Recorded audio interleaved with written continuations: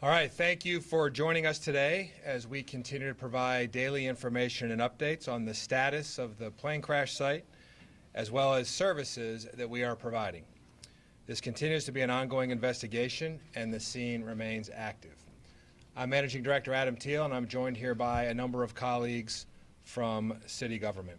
This is truly going to be a briefing and an update, so we are not going to recapitulate everything that has happened over the past several days. The biggest news right now is the NTSB has finished their work on site and either has left or they'll be leaving Philadelphia shortly. I have to say, just an incredible amount of teamwork with NTSB. You've heard us saying days to weeks for this investigation. That is still true, and we'll talk about that in a moment. The fact that we've been able to complete this on-site work, given the scale and scope of the scene, is a real testament to both the NTSB's professionalism and their expertise, as well as the partnerships with other federal agencies and all of the folks you see here. It really has been one team working together to process this crash site and help the NTSB get to the next phase of what will continue to be a long, thorough, and comprehensive investigation. For more information about the NTSB's investigation, we would offer folks to check out their website at ntsb.gov. They also have a number of social media accounts, and that really is the best way to understand what the NTSB is doing, beyond the fact that their work here in Philadelphia, just their work in Philadelphia, has concluded. Also ongoing is our forensics investigation, led by the Philadelphia Police Department with assistance from our medical examiner's office and a number of other partners. That work continues. That very difficult and laborious and important work continues. That is also, though, being moved off-site, so we can start to restore the area of this tragic incident back to activity. I won't say normalcy, because that is going to take much longer, but certainly allowing regular activities to take place throughout that area. So that's really a big deal that we've been able to move that forensic investigation off-site, and that NTSB is done here on the scene.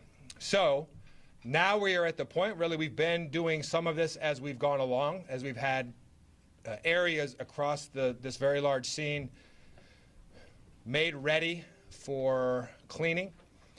Now we will have crews from a number of city agencies continuing to work overnight, from our streets department, our clean and green team, CLIP, a number of others, PennDOT, streets, on and on and on. We'll be working literally through the night to clean the streets, to ensure that we have done thorough damage assessment on all of the infrastructure, and all of that infrastructure is currently operating. You've heard us say that before. So we really want to make sure that we're going to be able to, as daylight comes, hopefully start to get everybody back into that area. We don't necessarily anticipate that with first light we'll have all the businesses open. Hopefully that will happen at some time tomorrow, although that is still going to be a very dynamic process. We know that we still have residences and properties that have been damaged that folks are not going to be able to go back to. And hopefully most of the residences that are undamaged or that have been cleared for reoccupancy will be able to be reoccupied soon. Still want to say this is a controlled area, so if you are not a resident or a business, or with a resident or working for a business, we really just want you to stay away from this area. We are going to continue to work around the clock, and by I say we, I really mean these folks and their teams that are down there on the ground are going to work around the clock to get everything restored. We're not quite there yet. We're getting closer and closer, much faster than we ever thought possible, thanks to the incredible teamwork across all of our interagency and intergovernmental, and frankly, our private sector and not-for-profit partnerships.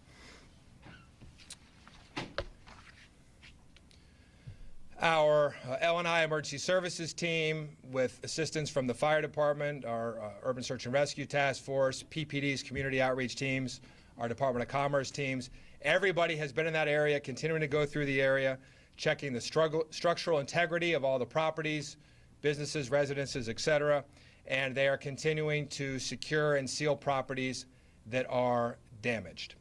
So that work also continues. We are working hard and going to continue to work hard so we can get things restored, and that will be very soon. I'm going to ask Director Mireles, OEM Director Mireles, to talk about the shelter status, the status of our shelter at Fells High School. And most importantly, I want to make sure that everybody knows about our community town hall that will take place Wednesday, tomorrow, February 5th at 7 p.m. at Souls Cone Elementary School. That's 7001 Horrocks Street in Philadelphia. There, the Parker administration will provide more information about the crash to residents, along with links to services and outreach tables for what folks might need in that area as we try to bring it back. And I know we will bring it back because we know this is a strong and resilient city. We know that our Northeast is strong and resilient as well. This is still going to be a long process. Director Mireles, a brief note about the shelter status. Thank you, Managing Director. Yeah, just one brief update and then one reminder. Working with our partners at the American Red Cross and the School District of Philadelphia and the Salvation Army, we're glad to announce that the 2 households that were being served at the Samuel Fells High School are being serviced another way, which allows us to close the shelter as of 6 p.m. tonight. And so services remain for anybody who has been impacted by this. They can contact 1-800-RED Cross. But we will not physically be at Samuel Fells High School as of 6 p.m. tonight, which is a good thing. It means we are entering kind of a more medium to long-term phase and able to really meet individuals' needs. The reminder is as updates about resources change, you heard a lot of, we have a lot of optimism about what could be back tomorrow. We encourage everyone to sign up for Recover PHL, the city's text message service. You can text RECOVER-PHL to 888-777. We're pushing text messages to all of those subscribers daily and pointing them back to the city's blog, which is being kept live as well. Thank you. And with that, again, a reminder about the community town hall tomorrow. We will take a few questions and hopefully not ones that we've answered several times in the past. I know you're working really hard to get everyone back into their homes. Any idea how many people were displaced? Well, we do have an idea how many people were displaced. Yeah, certainly. So there have been about 4 separate damage assessment efforts intentionally for very different reasons. And what that means is 4 separate concerted efforts of teams, not individual teams, to walk every block and to look at every individual property involved. The number of properties that were looked at as a part of kind of that zone was 366. And now, what is a household? That's a question that I won't say is impossible to define, but isn't quite a number that we can articulate. But as far as individual properties that have been a part of this zone for this entire time, about 366 is our universe. Is that residences? It's a mix. And businesses both? Correct. The FOP says some officers were reporting trouble breathing and issues with their eyes who responded to the scene. Can you discuss that? Is that something the city will help out with? Sean, certainly that, when I responded to the scene on Friday night, it was still a very unstable scene. There was still active fire, multiple active fires. We know there was jet fuel involved. So anybody at that scene who was not wearing protective breathing apparatus could have had that experience.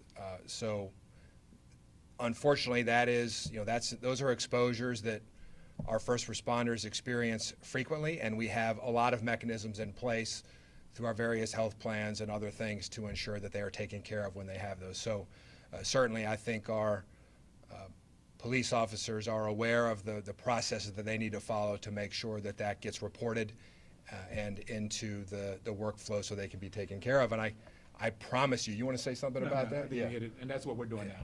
So I promise you that our commissioners here take the health and safety of their sisters and brothers very seriously. Also, could you talk about the missing person process after an event like this, and are there any people you're still trying to figure out if they were at the scene in their account? Sean, I feel like that's one of the questions that we've answered a number of times.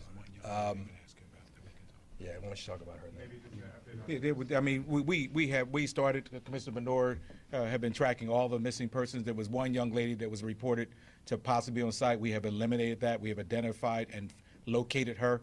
She was not on the scene that evening. Absent that, we have no other additional cases that we're looking at this time where someone's missing and may be associated with being on Cottman Avenue the night of the incident. You said inside that response zone, obviously you got all those businesses. I hear you say that you're expecting hopefully tomorrow that a lot of those businesses over at Roosevelt Mall that you've been escorting the workers back to there to get their belongings and stuff. You think that'll be open tomorrow at some point? Well, one more thing I want to say about Sean's question. We still will not have a definitive answer about the number of victims or casualties until we are done with the entire forensic investigation and process all of the samples that were collected from the site. So that is that's a known unknown. I think with what Commissioner Bethel just said,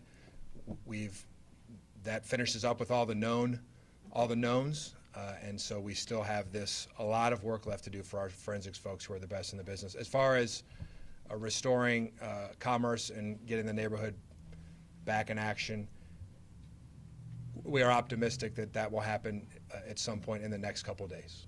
Maybe tomorrow, maybe as soon as tomorrow, if we don't find more damage overnight, provided everything continues to work as expected. Yesterday, the number of people injured That's was fine, 24, Sharon. 2 in critical condition. Are they still in critical condition? Yes, that is our understanding. Thank you. Okay, thank you all. Thank you.